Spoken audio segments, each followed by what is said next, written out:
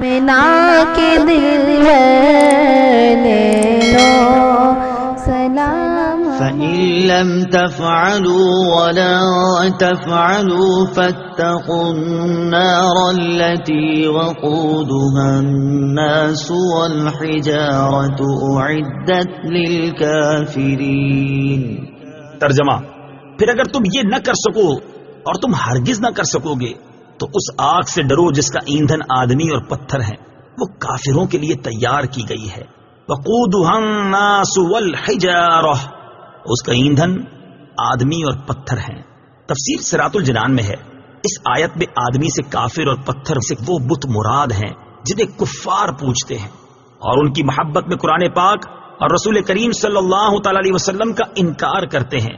پتھروں کا جہنم میں جانا ان پتھروں کی سزا نہیں بلکہ ان کے پجاریوں کی سزا کے لیے ہوگا، یعنی پجاریوں کو ان پتھروں کے ساتھ سزا دی جائے گی۔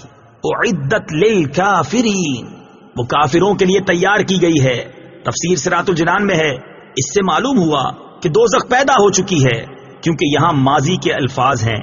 نیز کافروں کے لیے فرمانے میں یہ بھی اشارہ ہے کہ مومنین اللہ تعالیٰ کے فضل و کرم سے جہنم میں ہمیشہ داخلے سے محفوظ رہیں گے، کیونکہ جہنم بطور خاص کافروں کے لیے پیدا کی گئی ہے۔